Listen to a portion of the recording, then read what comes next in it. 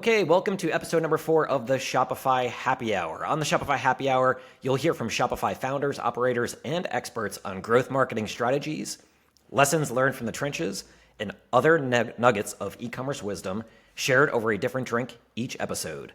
Today, I'd like to welcome Aaron Nosbisch, founder of BRÄZ, which creates microdosed cannabis and mushrooms in a can. Aaron, welcome.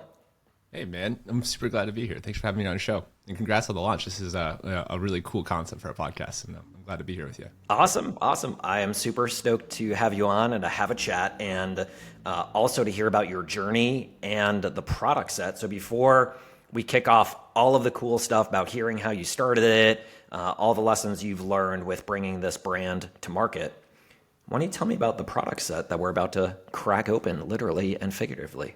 Absolutely, man. Yeah, so BRÄZ is a microdosed cannabis and mushrooms in a can.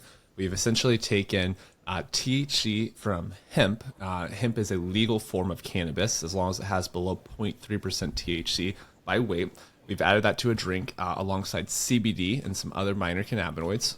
And also in addition, we have lion's mane mushroom in there. And the combination creates this happy, euphoric, uplifting, and relaxing and relieving experience that's comparable to alcohol, but comes with less consequences that alcohol comes with. So we launched it on 4/20 of 23, pun intended with the 420. And then have been scaling it since. It really took off, man. It's been about 18 months now or so, and it's become the largest cannabis beverage in the world now, which is really exciting. And I love doing it, man. It's like, when you give people a drink like this that allows them a sense of relief, allows them a way to enjoy cannabis in a more subtle, fast-acting, short-lasting capacity. It really gives people an alternative to alcohol that scratches the itch and it fits the bill and gives something you can actually consume while you're with other people in social settings. And people seem to like it quite a bit. We also have this other drink. This is called BRÄZ Flow. Flow has no THC or CBD in it, but it has lion's mane mushrooms, cacao, black seed oil, and L-theanine. And it creates more of like a clear, calm, refreshing, kind of flowy experience. If you've heard of flow state before, it's kind of like that state of effortless momentum where you feel locked in and clear and able to accomplish whatever you're trying to do. So we kind of say it's kind of like our feel-good focus afternoon drink, and that's kind of how I use it. And we just launched that updated formula and launched Flow just a few weeks ago, and people seem to really be digging it. So that's who we are. Super cool. Well, the timing is great because I enjoy beer, cocktails, wine, but just the day after is not fun, right? So I've been exploring all sorts of non-alcoholic options. And in addition to that, I've also been going down this rabbit hole of all these different nootropics just to try to enhance focus and get locked in. So it's great because the two products that you're referencing seem to accomplish both, right? Just based on the need and use case. So I haven't tried either of these first. So what do you suggest cracking open first? The normal version or the flow state? I know we start with Flow, and then we can jump over to an infused one. We can do like a infused single, just to kind of dial our heads in first. Yeah, exactly, and then kind of relax on the back end. Perfect. All right, well, cheers to some Flow. Let's get her going. Yeah, let's get her going. Absolutely. What do you think about the taste? It tastes really nice. That tastes really nice. Notice? So there's definitely some citrus in there, very effervescent. I'm picking up the elderflower for sure, and there's also a little berry as well. I'm getting. Mm-hmm. Yep. I'm glad you see it. You're on the money. And there's also, so that's kind of like the lemon elderflower taste primarily. So it's kind of like flavor forward. It has a little bit of an herbaceousness to it, but mostly like a sweet lemony kind of flavor. And then we add the lion's mane in there, the cacao, the black seed. I think the lion's mane's pretty neutral. The cacao and the black seed add a little bit of a spice, or almost like there's like an undertone there of like some boldness. And then I think that the effervescentness and plus the lemon, and honestly, there's a lot of water in it too. I think keeps it refreshing and crisp. And so, it kind of doesn't really taste like a seltzer, like I would say like a LaCroix or like, those I find to be really kind of bitter and flat. And it's not really like a soda either, where soda is kind of like syrupy and sugary. BRÄZ kind of like fits somewhere in between there, where it's like it's more flavorful and enjoyable than a seltzer, but it's less of that syrupy ickiness that you might get with a traditional soda. 100% agree with that. So I typically stay away from lots of sugar, definitely any sugary drinks. But this is really nice because it's got just a little bit of sweetness. I am picking up a tiny bit of spice at the end, so those pepper notes. And it's super refreshing. Lots of sparkling beverages can be a little cloying, but this is not. So it's great. And what's also nice is I've been doing a lot of nootropics that are kind of coffee focused or coffee alternatives, which are great in the morning, but sometimes if you just want something refreshing, coffee is, I don't view coffee as a refreshing beverage. But this is super nice. I mean, I would drink this all day in the summertime and wintertime too. It's pretty nice. So excited to feel the effects from it too, because whenever I've had different, and I've tested lots of different nootropic beverages, they're fantastic. Just the focus I can get from it. I'm sure I've got a good amount of ADD in my system. So anything that can help me dial in and stay focused for, 90 minutes and just power through some work, I'm always all about that. So, awesome. So thanks much for going through this. We'll crack open the other version in a few minutes. But while we're sipping on this, why don't you just tell us about how you got here? Why did you start BRÄZ and how did you get to where you're at today? Yeah, absolutely. I'll just touch on one other thing about the drink while we're at is like kind of flow is like a really interesting kind of effect profile to kind of dial in, because it's like you want that like focus and sharpness and that stimulation that you get from maybe like a caffeine or from like a a more traditional focus or energy drink. So there's a little bit of that in there, not too much though. But you also want that kind of like relief feeling that allows you to like kind of take some of that stress off the day, so that way you can kind of like lean in, and that was kind of like what we were going for with this drink. It's like we wanted it to be. It really, I think it's not here. This drink specifically is not here to replace your coffee. This isn't really to have like instead of your coffee or instead of your whatever. This is really to be that like that noon, 2 o'clock, whatever drink to kind of help you just dial in, to give a little bit of relief, a little bit of focus. You're having the lion's mane, which is creating a little bit of sharpness and cognitive enhancement. The cacao, a lot of people don't realize that cacao is rich in theobromine, which is kind of like the happy part of chocolate. When people say chocolate makes you happy, that's the happy part of chocolate. So we put that in there to kind of give you a little bit of a mood boost. The black seed oil has like a vitality energy, so you get this kind of like stamina, this like, and that's also some of that pepperiness. And then the L-theanine is the calming part of green tea. I'm sure you're aware it's like a top nootropic compound used in most nootropic stacks, and so it kind of gives that calming sense. So it's not really like an energy drink. It's more of a feel-good, flowy, focused drink, a clarifying, a calming, a refreshing kind of. Just like keep you moving through the day, kind of drink. That was the real goal with that. We're actually, between you and me and everyone watching, we're working on a more of an energy drink variation to come out sooner than later. That would be much more of like a punchy, get you going kind of thing, and then ultimately I kind of see like there's this opportunity to kind of craft experiences across the board, similar to what we see in nootropics or the adaptogen or the functional world overall. It's like, the THC drink, the current THC drink, the OG blend, kind of really fits that alcohol alternative solution. This flow one's kind of that midday gap closer, dial you in, help you keep going. I think that there's something to be said about like a morning, get you up and going, or like a much more stimulating drink. I think there's an opportunity around creativity, maybe even. So that's kind of how I see this kind of like broader, and especially for people who use nootropics, like there's just such a wide range of opportunities to kind of like help people dial into the way they want to feel, and to achieve, kind of help facilitate that optimal state for whatever they're working on. And that's kind of a lot of the vision that we have with BRÄZ, is to kind of like help people craft those moments into a can, so that they can tap into that. And that's not to be said that people need that to exist. Like this is really an additive to life, or and a way to do it in a very natural, clean. Like you were saying earlier, is very low sugar. In this can, there's 8 grams of sugars, which is I think maybe a fifth of what's in a soda, something like that on average, and that comes from agave, so it's all natural. It's only 35 calories, and so trying to keep that low sugar, low calorie, clean ingredients.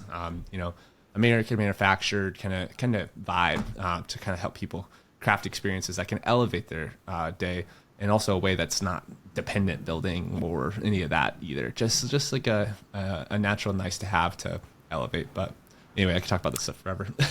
No, I love so can I. So that's awesome. Can you so definitely want to go, talk through how you got here, but before that, just while we're on the topic of all the different ingredients that are in here. So how do you go about product testing? Because I'm sure, like there's so many different things you can put in a can to help people focus. There's so many different combinations. What was product testing like, and what is it, yeah, just what is it like when you're like, all right, I want to create this beverage that will help people focus in the afternoon. Where do you start, and how long does it take to go through that whole testing until you have something where you're like, yeah, this is it. Let's move this to production. Totally. I first and foremost, a really great team. Like that's where the majority of it comes from. Is I have two really awesome partners. One especially Travis Duncan, who is kind of like our chief formulator at the company. He's responsible for all of our formulations and our variants and all the testing and identifying unique and new ingredients that we can work with. And then we also have Dr. Preston Campbell, who is a PhD in pharmacology from Vanderbilt University, and he's kind of a little bit more of the pharmacologist side of it. So how do all of these different adaptogens, herbs, fungi, nootropics, how do they all work together to craft these kind of experiences? And yeah, I think we kind of start with the intention of the effect that we're trying to create, the experience that we're trying to create. So that's the first step. Second step is kind of like identifying what are both the well-known and not so well-known compounds that help people achieve that. What are some of the known and not so well-known stacks that help people to achieve that? What are the safety profiles and the efficaciousness or efficacy profiles of each of those ingredients? And what is the existing knowledge of how those work together? So we try to figure all that out, and then we kind of put those together into some proposed solution of like, okay, if we did it this way.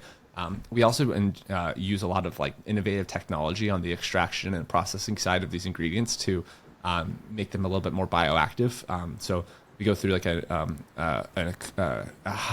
unique extraction process, and then a unique nano-emulsification process that makes the particles really small of these ingredients, and then which makes them faster absorbing and shorter lasting sometimes as well. So it's more of a craft experience type of product. For example, the cacao. Like if you've had a cacao ceremony in the past, you take thick chocolatey mud-like consistency of a drink, you put it together and you drink it, and it's a very chalky, chocolatey experience. It's a nice, it's very refreshing, it's very fun, very happy of an experience, but it's a heavy drink to drink. Even if you like chocolate, it's a heavy drink.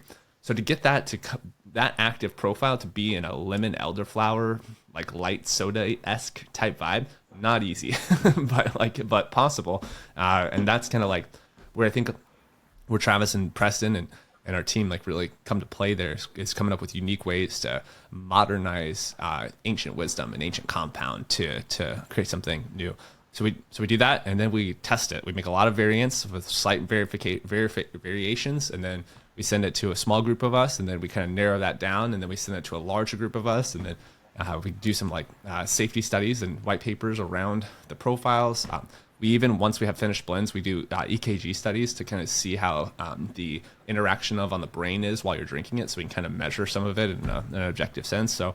And we're at the early stage of this. We're a young startup, kind of figuring this out. But our intentions is to really get honed in there to be to create really efficacious yet safe products that deliver really nice and pleasant experiences for people to help facilitate success in their life. And we say we're on a mission to reduce suffering and maximize potential. So making life better and easier in some capacities and helping people reach their fullest potential. So, we find like our infused OG blend is a great product instead of alcohol to find some relief and satiate that kind of like desire to just relax and calm down and connect with other people. And when you're doing something a little bit more generative, like using our product versus more harmful ones, it facilitates that level of reduced suffering while maximize potential. Where flow might help you dial into your day or find a little bit of relief that helps you finish your day strong, so that helps you again achieve your potential. So we're looking for just unique ways to kind of craft products that help reduce suffering for humanity overall and maximize the potential overall as well, which is quite the grand idea, and it's challenging to make a reality, but we're going to do our best. That's great. I love the mission. I think anything that your team can do, and just in general through e-commerce products or any products that can help people get more dialed in so they can get more good stuff done will just maximize efficiency and help people be more productive. Ambitious people who want to change the world a bit, if they can have something that will help them get more dialed in or chill out a little bit when they're having a little bit too much stress, I think is fantastic. So I applaud you on the mission. So how do you get started with it? How did BRÄZ come to life? Totally, man. And to connect there, helping people just like feel better and do better, like that's kind of the goal there. And I think that's kind of like an innate human desire, is that we all want to feel better and do better. And this, like, hopefully we can facilitate that with these products. But so how it started is I used to drink a lot of alcohol back when I was younger, and I joke around and say I went pro and retired early, and realized that I was having a lot of fun with alcohol, but it wasn't really adding a lot of value to my life personally. And that's not to say that to some it doesn't. Just for me, it wasn't really adding a lot of value. But when I stopped drinking, I was kind of left with this hole of like, man, like, I miss connecting with my friends. I miss having something to do that like let me find some relief. And I enjoyed smoking cannabis or eating an edible, but when you smoke cannabis, it's kind of like creates an odor. Some people don't really like that odor. It's not always the most socially friendly thing to smoke around people. Smoking at the end of the day, no matter if it's a healthier product like cannabis or a more harmful product like tobacco, like, it's burnt plant matter going into your lungs. That's not necessarily a generative thing inherently. And edibles, they're tough because you take them and you wait 30 to 60 minutes and then hits you, and maybe it lasts 4 to 6 hours, and so there was kind of this like missing hole in the space of like, why can't there be a drink that's not harmful or not very harmful? It has, it has generative effects rather than reductive effects to it. Still provided that sense of relief and space and success, and didn't have to be smoking or crossing my fingers and hoping that this ride on my edible is going to be okay, but allowed me to connect with people like alcohol did. And so that's where a lot of, BRÄZ came from, is finding a way to craft a fast acting. So you feel BRÄZ usually within 5 minutes of drinking it, goes away in about an hour and a half at most. And that's a very comparable effect curve as alcohol. And the way we've dialed in with the nasal emulsion and the unique ingredients like the lion's mane and the THC feels kind of like alcohol. You get that happy kind of giddy feeling that typically is associated with the dopamine release of drinking alcohol from the lion's mane, and you get the relaxing effect from the THC comparable to the ethanol in alcohol is a depressant. So you get a comparable experience while being very clear-headed. I think a lot of people have had maybe a bad experience with an edible in the past, or they got really too high one time, and it really, our whole, we joke around at BRÄZ and we say that BRÄZ is the antidote to the bad edible experience. It allows you to kind of tap in to the benefits of cannabis in a very clear and conscious and sessionable, subtle and stackable experience. And so that's kind of where it came from.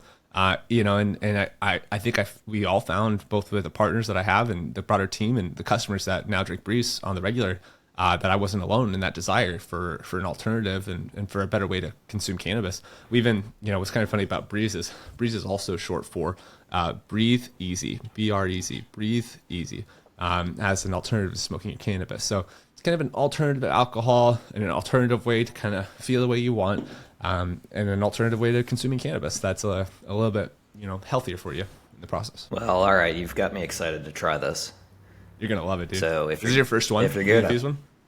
First one, yeah, and I'm a lightweight with CBD and THC, so right. we'll crack it. I got the little guy. I got the little one, cool. The smaller version to start out with. So the THC one comes in what we call a single and a double. So this is 2.5 milligram. This is 5 milligram. We'll both do the 2.5 one. Now you'll find it's very subtle. It's not an overwhelming experience whatsoever. Like, you'll feel it, but it's very chill, comparable to a beer or comparable to a cocktail. So I think you'll really like it. Cheers.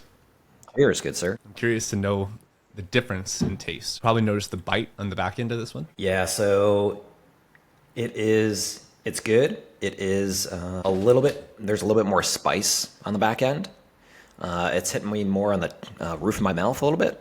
I'm still picking up the same flavor profile. It's just a bit more, I'd say, savory and less light. Totally. But still quite good. So this one has a little bit more of like an herbaceous bite, I think, towards the back end. So it's kind of like that flavor forward, sweet forward first taste, and then you get a little bit more of a bite on the back end. And that's primarily coming from the cannabinoids, actually. So the smaller you make the cannabinoids, the more you taste them. And cannabinoids are actually pretty bitter, no matter what form of cannabis you get them in. The smaller you make them, the more they absorb, the bitter they are.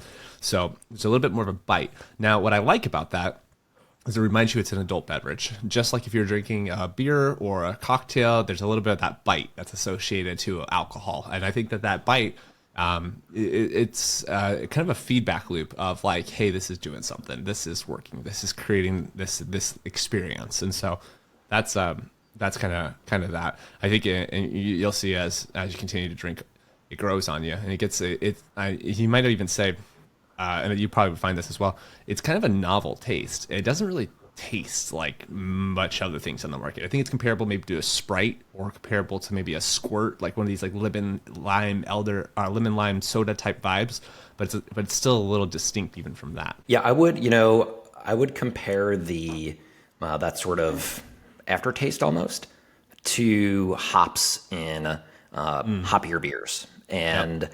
I don't know the exact relationship, but I think the hop plant and the cannabis plant are somehow connected. They're both bitter agents, right? So it makes sense that there's this, to me, it resembles that in flavor profile. Isn't that funny? Even on the alcohol side, beer, and especially beer, but beer and cannabis they actually come from the kind of a very it's like cousins of the same plant, essentially. They're very comparable. Hop, and they look like it. If you look at a hops plant, the hop nug looks just like a cannabis nug or flower, and so yes, there's kind of interesting relationship between the two. But yeah, it has a little bit of that kind of like herbaceousness, I would say, a little bit of a bite, a little bitterness. But yeah, I think kind of like, we wanted it to taste like a cocktail. We wanted to have kind of like that little bit of like that experience of like, this is my evening and my adult beverage. And you're probably starting to feel it already. It's pretty quick, very subtle though. Like I told you earlier, it's not like this overwhelming experience. You're just like, cool. So anyway, if you're not yet, you'll feel it soon. But I'm glad you're going to try it. I think you're going to like it.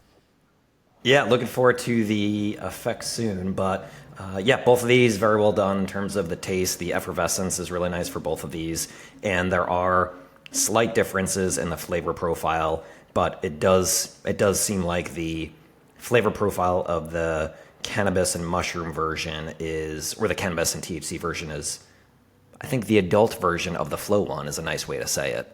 Just in terms of the flavor profile. So, and the branding is excellent. I love what you've done with your website branding and the branding on the bottle. The fact that it's sort of short and doubles for breathe easy is really nice.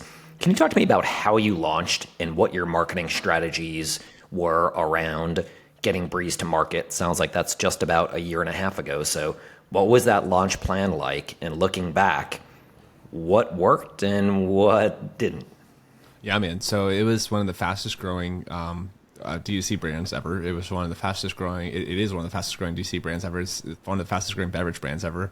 It's definitely the fastest growing DTC beverage brand ever. And so it's a lot of weird combinations. Now, I think a lot of people see BRÄZ and it's like, where did BRÄZ come from? Like it just popped out of nowhere. But I've been in the e-commerce world for the last, 15 years or so now. More than that, actually, 17 years now. I started my first e-commerce brand when I was 13 on Big Cartel and MySpace. So a lot of experience with e-commerce. And then I have some really awesome partners too, whether it's Travis and Preston, as I mentioned, but also Nick Shackelford, who is a major direct-to-consumer and e-commerce player, as well as Avent Klein, CEO of Lucid, also a major direct-to-consumer and e-commerce player. So a lot of really smart D2C e-com players on the team.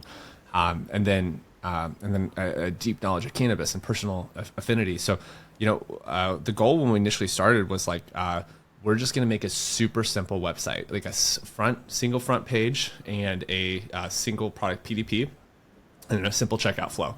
And make that really dialed in, not overcomplicated, just very clear, very consistent, and very organized. And then it was, okay, let's do UGC directly from ourselves. So user-generated content directly from ourselves. Like, we don't need to go hire a bunch of people. We don't need to go do a bunch of crazy shit. Like, let's just record ourselves talking on the phone, talking about how cool this product is. What makes this different than a gummy? Kind of the similar kind of conversation that we're having now, and make that into content. What's cool about that is, like, I know this product better than most anyone knows this product because it's, the product that I founded and that our team is building. Same with my team. They know this product better than other people. And so we're able to communicate directly that message as well as make iterations quickly that we can then test. So we made some content like that, had this simple website. And we initially started with meta ads. Now, the trouble with meta ads for a product like ours is most THC, CBD, and products like this are very hard to advertise. There's a lot of restrictions around it due to the changing and evolving legal landscape.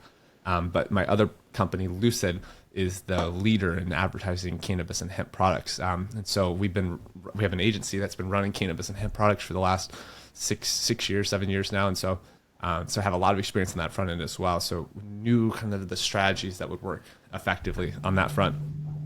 So we did that. And then I have a little bit of following on my socials, and then Nick has a big following on his socials. And so we kind of connected his following and my following and our team's following and kind of did this hard organic push at the same time.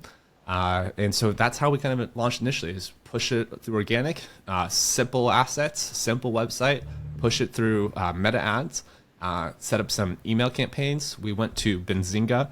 Me and Travis went to Benzinga Cannabis, which is a cannabis conference in Miami. And we passed out 200 cans directly, collected business cards, put those into a Klaviyo email segment.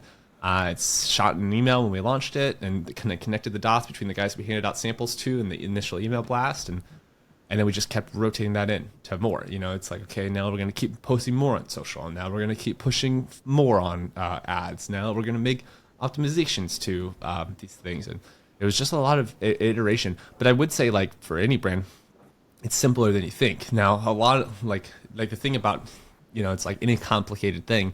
It's like once you get through the complication of it, it's actually simple. And so I think BRÄZ is a good example of kind of what it looks like to just kind of narrow it down to what is actually necessary to make it work. Something that I think a lot of people miss about BRÄZ that I think is super important is that the unit economics necessary for a direct-to-consumer brand to succeed in 2024 are very particular. You need to have an average order value above $60, and ideally as close to $120 as possible. Sometimes more if you can make it happen. And the reason for that is the direct-to-consumer e-commerce game has always, but is especially now, a game of he who can pay the most will win. And now, when all things are equal, when everyone has equal access to creativity, or these other aspects of advertising, or AI democratizes the ability to do media buying, it's really going to come down to business model, unit economics, and creativity, and really around both offer and around creative and so my point with that is that what's kind of interesting about BRÄZ is rather expensive. And that's one, due to the ingredients that we put in, which are higher quality to make a better product, but it's two, because that's necessary to make a direct-to-consumer beverage brand work. Beverage is heavy to ship. It's not something you can just put in the mail and offer free shipping on. It costs on average $10-11 to ship a package, so you can get pretty expensive.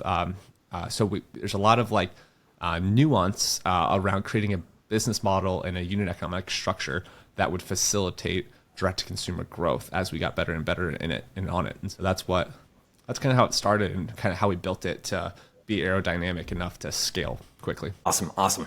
So what are you doing with D2C versus retail? Great question. So D2C was kind of what we knew best and how we kind of know the game. So we used a lot of that direct-to-consumer knowledge to kind of initially scale up and get us in front of a lot of people quickly. And then we kind of went direct to retailer. There's solutions like BRÄZ, and I forget, there's a few others that essentially allow you to kind of let smaller mom and pop or more boutique retailers find your products and order it online. And as well, people saw our ads and wanted to try our product directly, so they would reach out and submit a wholesale application and buy from us that way. So really initially it was a lot of direct to retail, and even today it's still kind of the same. I'd say probably 50%, maybe more, of our retail sales are people ordering directly from our website or ordering from one of these solutions like BRÄZ or one of these other ones. And so we do that. And then on the other side of that is more of a traditional distribution model, comparable to beer or alcohol primarily, but also kind of like the functional or non-alcoholic drinks that you might find at a Whole Foods or Publix. So we work with distributors, whether that's a Muller's Coors distributor or an Anheuser-Busch distributor or someone like this, and we get into a relationship with those guys where they will distribute our products across all the stores that they serve. They'll buy the product from us and they'll distribute it and sell it to them, and we expand that way. And, what's great about beverage, especially in retail, is that there's existing distribution infrastructure that exists that has been in place for decades, and that a lot of the whole world that we exist in, no matter what state you're in, operates through that infrastructure. So when you're at the restaurant and you want to order a drink, it's there because someone got it there. And so, or whether it's your, whatever it might be, the restaurant or the bar or the grocery store, it all wraps into these distribution networks that exist. So our kind of focus on retail is finding the right distributors who understand our product and that are that have a lot of reach that we can kind of make creative partnerships with, so that way we can expand our product through retail. I think D2C has allowed us to scale really fast, and I think that we'll have a large and successful D2C business long term. But I do think that ultimately large scale expansion, especially for a category like beverage, it comes from retail distribution. It's like if you look at some of these big beverage companies, whether it's Monster Energy, which is a $60 billion valuation, or Red Bull, these are massive companies, and the majority of their sales come from retail. So our hope is that we can continue to expand and drive market share and awareness of our product through D2C, and then we can drive long-term expansion opportunities through retail and use that D2C arm as a vehicle to drive velocity in retail, while also creating a strong subscription relationship with our direct-to-consumer customers that have on repeat. Also, some interesting things we're doing that you might get a kick out of is now BRÄZ is available on platforms like GoPuff and Delivery Dudes. And so you can order BRÄZ for instant delivery in a lot of different zip codes. We also launched a new platform, a new program with GoPuff called Powered by GoPuff that allows us, if you're in one of 130 zip codes now, you can actually buy BRÄZ directly on our direct-to-consumer website, drinkbreeze.com, and have it delivered to your house within 30 minutes, which is insane. And what's crazy is it's cheaper to do that than it is to buy BRÄZ and ship it to your house from our warehouse, which is really interesting. So like if you happen to be in a place we serve, like Texas or Florida and these areas, then you can just go through our funnel just like normal. And at the end, it's like, oh, do you want it in 30 minutes? And it's $8 to get it in 30 minutes versus $10 to get it in 5 days. So that's kind of a cool. So we're looking for all these like unique opportunities, and like how can we both, be where people usually shop, show them our products, we can introduce them to the category, and then give that instant delivery vehicle as well, so people can have these products when they want it.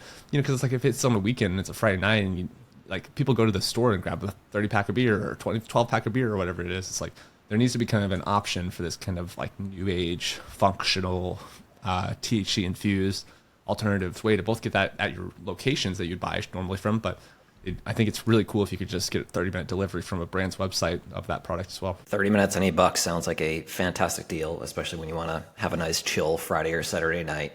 Totally. One thing you mentioned was for D2C, you're using that to grow the BRÄZ philosophy. Can you talk more about that? Yeah, it's like this is kind of a new product category. A lot of people aren't aware that there's legal varieties of THC if it comes from hemp. Like that's a big one.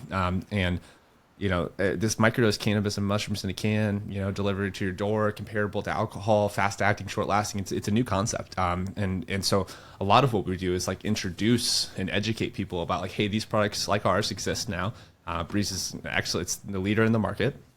And it's a really great experience. It's going to give you that comparable experience to alcohol in maybe a more generative way. And that's kind of what, it's like, so there's a lot of like education and market awareness activity that happens through D2C, and that even gets paid for by the D2C business model. So it's like we're advertising, making people aware to this, and they're converting. So we're able to keep doing that. And what's cool about that is like, there's a lot of, CPG industry understands this really well, but the alcohol industry doesn't understand it as well, which is that like, direct-to-consumer sales and online advertising is one of the strongest forms of methods of driving velocity in store and retail. But alcohol, because it doesn't have a big D2C business, it's kind of challenging to ship spirits and beers. It's a little easier with wine, but it's still pretty challenging across the board. There's not that much awareness to the fact that direct-to-consumer and online advertising can actually drive a lot of retail velocity. But but we're seeing it work for BRĒZ. So, for example, we just got carried in several stores in Total Wine in Florida, and 10 stores in Total Wine in Texas, which is kind of cool, a new bigger account. And we sent an email blast last week that was like, hey, BRĒZ is available in these Total Wines in Florida. We sent it to all the people on our customer list who live in those areas. And within 1 week, we sold 20 cases across all those stores. And so there's kind of this like clear connection. It's like all this online marketing and advertising efforts is allowing us to activate our customers who, yes, enjoy to get our product online, sure. But really, they want to get it in store as well. And so when we have those kind of strategic partnerships, whether it's Total Wine or ABC or whoever it might be, we can actually activate our customer base to move a lot of volume in retail. And that's kind of a cool thing. You know, it's like a lot of beverage brands and CPG brands rely on retail partnerships to bring new customers to their brand. And we're doing the opposite. We're actually bringing new customers to the retailer to buy our products, and they often pick up other products at the retailer at the same time. So that's kind of an exciting innovation. That's super cool. Yeah, I'm very excited for where omnichannel marketing is going to go. Shopify's been making a big play with that, with their POS for brick and mortar retailers, but doing what you're doing, where you've got a D2C brand and you're pushing brick and mortar sales through your distribution channels, I think is super smart. So, you know, growing a D2C brand is hard enough. Growing distribution via your retail channels is pretty difficult. Doing that with a product category that is somewhat regulated, more regulated than others, I'm sure adds a whole nother depth of complexity and difficulty. Can you talk about what that has been like, where you've got to navigate the regulations and any legal issues that would come with this product category? What's that been like? Absolutely. I love these questions. This is challenging is the short answer. Whether it's marketing and advertising, like on Facebook and Instagram and some of these other channels, like it can get complicated and nuanced on how to run these ads and run them compliantly and run them sustainably. But like on the more macro, you know, in 2018, there was a farm bill passed that said cannabis sativa, so marijuana sativa, cannabis sativa below 0.3% THC was constituted as hemp. And then from there, any hemp product that has below 0.3% THC by weight is legal. You think about beverage and other products, they're kind of heavy. So we can put 2.5 milligrams of THC in here, and it's a very small percentage. Same with these. And so that made products like BRÄZ legal. They're hemp-derived THC products, or cannabis sativa below 0.3%. You know, so that's what made it legal. I don't know if that was the original intention of how those laws were made, but it is how those laws were made. So that's where you saw the CBD boom, and that's where you saw some of this kind of Delta 8 and Delta 9 stuff that kind of transpired from there. You know, some people get confused. They hear Delta 9 and they think, oh, that's kind of like fake weed or gas station weed. It's really not. Whether you smoke cannabis or you eat an edible from your dispensary, it's always Delta 9 tetrahydrocannabinol. It's just a question of, was that sourced from a high THC cannabis plant or a low THC cannabis plant? Low THC cannabis sativa is hemp. So now there's been a whole new suite of regulations kind of being put into place, and that I'm working with organizations like the U.S. Hemp Roundtable, the Hemp Beverage Alliance, the Cannabis Beverage Association, or CABA. There's a lot of these different organizations where we're pushing to create regulations to ensure that people have safe and clear access to these products. So things like age gating. We have agechecker.net on our website, which uses third-party age verification through public records, similar to a soft credit check, and then requires an ID to be uploaded if it doesn't verify your age from that. So things like that ensure that only adults are having access to these products, but also like clarity on the labels. So ensuring it's, you know, really clear that there's THC in products, putting warnings on these products as well that break that down and make it very, very clear to the customers. You also probably see we have these QR codes on each of the cans. Those scan and bring you to a lab test page where you'll see a third-party full panel lab test for pesticides and for heavy metals, and it shows potency and just shows you that these are clean and safe products. And so we're pushing for regulations that require those things across the board, so that way only the good actors succeed in this category. You know, whenever you're doing anything new like this, there's kind of like it's a new thing. You know, you have to create the laws around it. You have to facilitate that. And so in the process, it's been challenging. You know, there's some states that are fearful, and they'll ban it, or they'll put blocks in it to prevent you from selling it, or they'll make weird restrictions in it.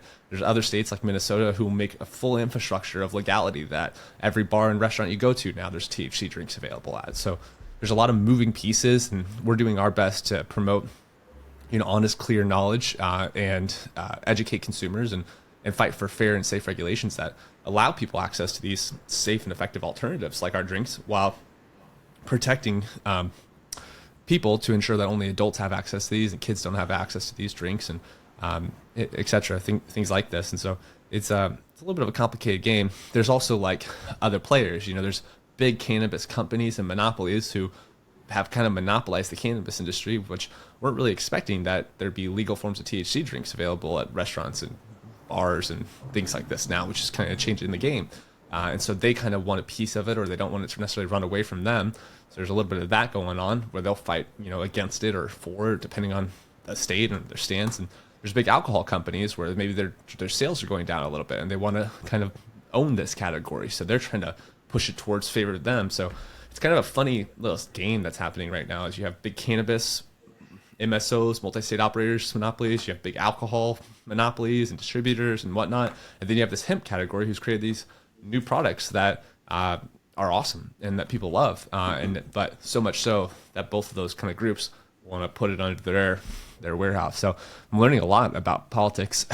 I'm learning a lot about big industries. And, it's big opportunity is the thing. Drinking is very close and dear to humanity. Like, we drink all day, every day, like whether it's water, coffee, tea, beer, whatever people are drinking, and they're doing it often. And when you apply something that can kind of just create a sense of relief for people too, that's a very powerful product. The alcohol industry alone in the U.S. is worth $250 billion, which is just a massive industry. It makes it one of the biggest industries in the world.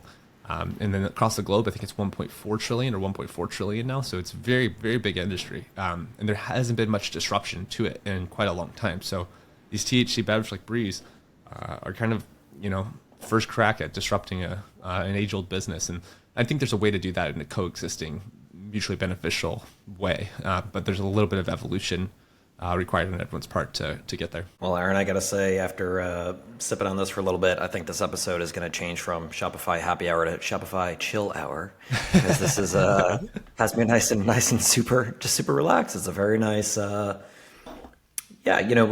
when you first have a beer or any sort of alcoholic beverage, you get pretty relaxed. You get more, I would say, you get less inhibited. With this, I'm not feeling any sort of disinhibition or anything, but I am pretty chill. So it's not like relaxation either. It's correct. Not like still super clear-headed. Yeah. Right. All right. But I imagine having half of a flow with this is probably maybe counteracting that a little bit too. But feeling very focused, but also pretty chill. So I think this is a super nice stack if you're just say you're stressed and just gotta have a little bit of relief like you're talking about, but still want to stay pretty locked in. These are super nice for that. Okay, so thanks for sharing. Yeah. So thanks for sharing that journey. I don't envy you having to deal with all those regulations, but it sounds like you and the team have done a great job with it. So if you were starting over again, I know you're about 18 months in, but if you were starting over and wanted to do another launch and grow your business, knowing what you do now, if you knew it then, what would you do differently than what you did? And keeping in mind, let's say you had to start over with shoestring budget, just hyper efficient marketing strategies. And this would really be designed for advice for anybody listening who's looking to launch a Shopify business or grow an early stage Shopify business, whether it's in the beverage industry or something else. What would you recommend as the most effective and most efficient marketing strategies to grow an early stage D2C brand? Great question.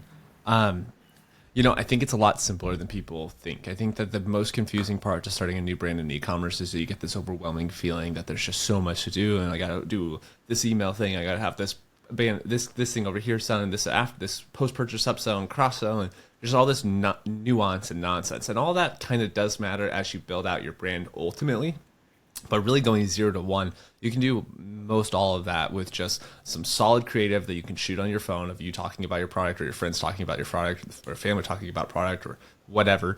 And a simple website that's optimized for direct-to-consumer conversions. There's a lot of great brands that exist that you can create an MVP, a minimum viable product, keep it simple, stupid, KISS methodology, like simple variation of their D2C site that facilitates information, addresses the value points, addresses the concerns people might have.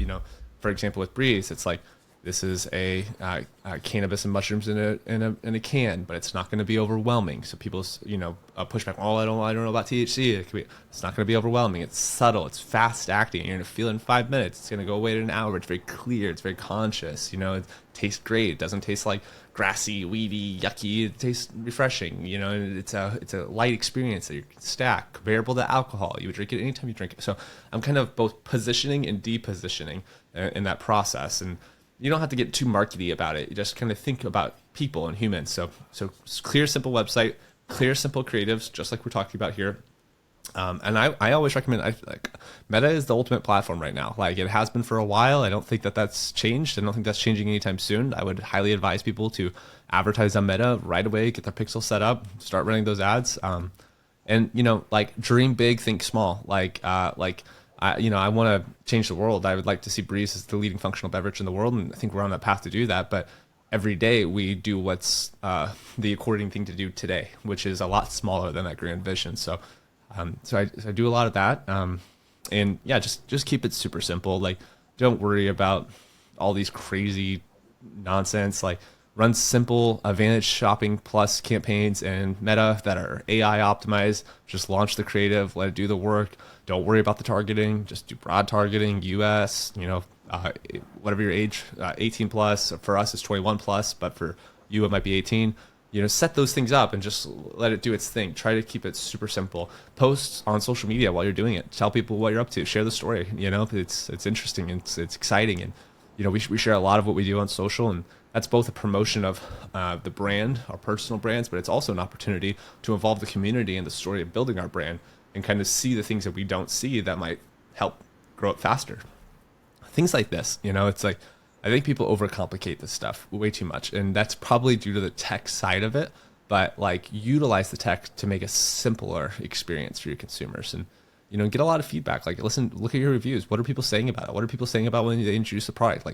Address those pain points so that way you can remove the friction of conversion and retention. Also, start with subscription always. Find a way to integrate subscription to your business. Be mindful of your unit economics. Make sure that you have a high enough AOV. Optimize for a long lifetime value through both a great product, through subscription, things like this. So it's narrowing down on those things that really matter and optimizing those and leaning in. I love it. Simplicity plus strong business metrics. Those are going to be a powerful combination. So shifting gears a little bit, tell me about your favorite shopping experience, online or offline. Great question. I love going to an Apple store, both online and offline. I think that it's exciting. It's I want to I think that the experience of people's products starts with the first ad, with the website, with all of it. It's I want to have an exciting experience from the moment I enter the brand's universe. And so when it's an Apple store, you walk into this white portal of lights and chrome and natural woods and premier products, and it feels so sophisticated and interesting and exciting and magical, I would say, and similar to their website. So I really like that. I really also kind of just any form of experiential design in retail and in store. So and in branding with packages is I optimize for novelty, and I think that other people should as well. You often hear about surprise and delight. Surprise and delight. If try to look for opportunities to surprise and delight your customers, so it creates a higher affinity towards yourself or the brand, or and it's just a nice loving thing to do towards people. And so we're always looking for novel ways to communicate the brand. This packaging is kind of different. It's familiar enough, but it's also kind of fun and exciting and unique and different, and the effect profile is unique and different. It creates that unique experience. And so I'm always looking for creating that sensation of novelty, which I think people really appreciate, especially in our modern age where there's so much out there. There's so much of the same. It's when you can kind of craft something net new that's a valuable thing to do in humanity alone. And then you can follow that up with a really great product experience. Fantastic. I love the Apple Store reference. We'll often reference that with clients when we're doing web design. And, one of the worst things for conversion rate is having a cluttered website. And we'll say, okay, so if you walk into an Apple Store, or if you walk into a dollar store, what's the difference, right? And Apple Store is a highly curated collection experience. There's a consolidated product set, lots of white space, easy to walk around, easy to look from far away and find what you're searching for. Versus a dollar store where things are just jammed in bins, disorganized, there's clutter everywhere. And from a web experience standpoint, it can crush conversion rates if your website is super cluttered. So the Apple Store is definitely a great example for a favorite shopping experience. So that is a good one to have. Okay, so what is one thing in life that you do better than most people just naturally, and how do you do it? Geez, I think I connect with people pretty well. Like I can kind of like, I just kind of like, I think I understand myself pretty well for the most part, and I think I understand other people pretty well because I understand myself. Not so much that like we're all the same, but there's parts of us that are all the same. That there's similar desires and fears. There's similar, pieces of humanity that are consistent, and so. I think it's because my dad, he was really good at sales. He was also an ATF agent, so alcohol, tobacco, and firearms. So he was a federal agent.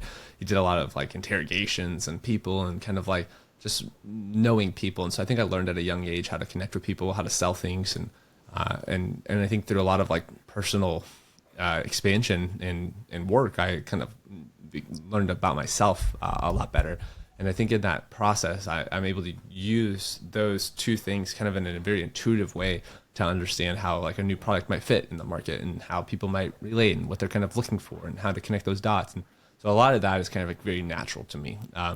And I think that gives us a competitive advantage. I think that's available to everyone. I just think it's some of people have a little bit more of an affinity towards it, but I think that's what gives me, I think I might do that better than other people do it at times. And I think that's what allows us to kind of, we also play to our strengths, like Beverage is a retail game and we're doing it in direct to consumer. That's like, why? It's like, cause we're good at direct to consumer, it's like, that's kind of, so we're applying that. And I think that works with everyone. And like, this is a great question because it's like, the question is like, what is that to whoever you are and whatever you're doing? It's like, if you can be mindful of that and not just try to play other people's games, but play your game, whatever you're trying to do it in a way that leans on your skill sets and your talents. Like you can get much stronger returns doing that than trying to play someone else's game who is very like, there's a lot of really strong retail players out there, and like BRÄZ is getting stronger and stronger in retail now, and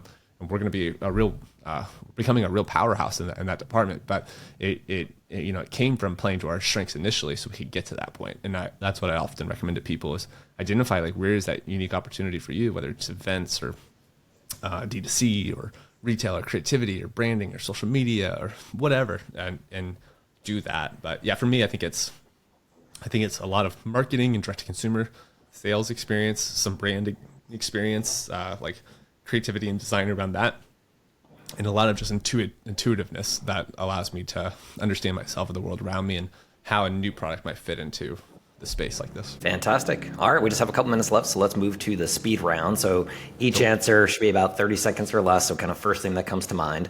So what is one of your most recommended books? 0 to 1 by Peter Thiel. Amazing book. Just like going 0 to 1 is a very important concept, and being able to do that for new categories can create some of the biggest opportunities in the planet. So I love that book. What's an under the radar product or brand you've used and like, but most people don't know about? That's a good question. Okay, I'm going to show you one. This is Own Protein. Really cool product. You might be aware of them, but it's kind of a non-dairy, all-natural protein. They say only what you need. That's what Own comes from, but I love this product. It's like a very natural protein, very clean. That's a great one. This one people are super aware of, but I'm an AirPod aholic. I use these things constantly for everything. I love them. I even just like walk around and turn them on so that way it's a little quieter so I can think more clearly. And Okay, I got a really good one. I use an ice bath and a sauna every day, like religiously, and a lot of people know about that as well. But it's like finding those little things that can help you kind of like feel better and be better. Like that's what allows me to do my best work. And so hitting the ice bath and hitting the sauna in the morning or in the evening kind of like really set me up for success. Any favorite brand for the ice bath or sauna? Are you doing those at home? I or use Brass out of the gym? Monkey for mine, which is a European brand. I love it, except it's been very challenging with U.S. electricity, and so it's kind of like it's broken a few times. Another one's Blue Cube is a really popular one for the ice bath. For the sauna, I have an Almost Heaven sauna. Although my favorite sauna are Nomad saunas. They're a lot more expensive, but they're incredible saunas. I have a friend that runs that company, and yeah, they're pricey, but they're awesome. They're usually the barrel saunas too, so like the kind of circular cylinder, longer ones like that. So kind of cool. Nice. Name one tip you use to stay motivated. I use to stay motivated. For me, often like stress is the inhibitor of motivation for me. Like if I get like too overwhelmed with whatever I'm doing, so I do a lot of Wim Hof breathing. So just like some power breathing, and I hold my breath for a while. And you can find a Wim Hof method. And I trained with him in Poland and in Spain a couple of times, and I learned a lot. And I find just like being able to activate, like when I get done with this call, I'm gonna go do a breathing exercise before my next call, and like that just kind of like helps me reset and recenter, and that helps me stay motivated and clear. I also I do a lot of prioritization, like what's important today, what's important now, and I kind of like trying to narrow down on that. And like the ultimate tip for motivation and like productivity is like get some sleep. Like 8 hours of sleep, like prioritize it and make it fit it in, like go to the gym. It's like all that shit, like people they talk about a lot, and everyone's like, oh yeah, but what nootropic am I going to get that's actually going to help me? And it's like you can do those things and they will help you, but nothing is really going to compete with the idea of just getting good sleep and getting a good workout and getting the body moving. They say movement is magic, and so I'm a big believer in that. And I don't always implement it as well as I'd like to, but I work to do it better and better every day. Nice. So before we wrap up, I got to hear about the Wim Hof experience. What was that like training with him? Crazy, dude. He's nuts. He's totally nuts. In all the right ways, but he's totally nuts. But I trained with him, and so Wim Hof, for those who don't know, he's like a big ice bather, breathing exercise guy. He's kind of one of the big guys that kind of introduced the whole ice bathing and cold water therapy movement into the Western society. And so I trained with him in Spain first during the summer, and I trained with him in Poland for a week. And I mean, it was wild, man. We'd do 10 minutes in the ice. We ended with 15 minutes in the ice, and it's like frozen rivers in Poland where the water's flowing by us. There's a group of 10 of us in the water. And what's wild is you tap into these very deep parts of yourself. Like at some level, you're the one telling yourself that you're cold. So it's like if you can kind of like consciously tap into that subconscious, they call it the interoceptive system. So that part of you that's reacting and feeling, and kind of like be mindful of it. And you can kind of learn a lot about yourself. And one of my favorite quotes that I learned from there is like, it's if you go to the discomfort when there is none, when there is discomfort, there will be none. And that was really powerful to me. And it's like when you learn to do these ice bathing and these kind of techniques that are challenging, but like rewarding, you kind of prepare yourself so that way when you do experience challenging things in the future, rather than reacting like, oh, this is too hard and I don't want to do this, like you have that clear and conscious ability to say, yeah, maybe I don't want to do this, but I'm going to do it anyway, and it's going to be a good outcome in the end. And you strengthen that muscle just like you do when you go to the gym.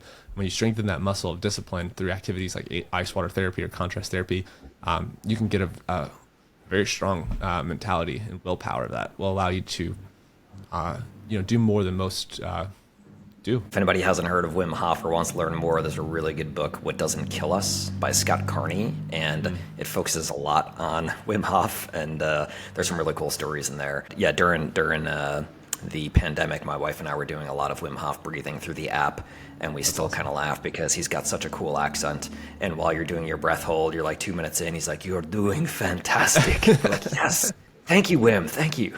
It's awesome, dude. And he's just like that in person, and it's even more intense in person. We'll have to do it. He does them every once in a while. It's like he does a couple in the winter and a couple in the summer. So maybe we can sign up and do one together. Nice, that'd be amazing. I would love that. Fantastic. Awesome. So, Aaron, where can people connect with you to learn more? Absolutely. You can find me on social. It should be somewhere over here at Aaron J. Nosbisch. And then you can also check out BRĒZ out at Drink BRĒZ or drinkbrez.com. BREZ is BREZ, drinkbrez.com. And yeah, I'm getting a lot of messages these days, but I try my best to like help everyone. You know, we're kind of building in the public, just sharing what's happening in real time and being open, as transparent as we can about it.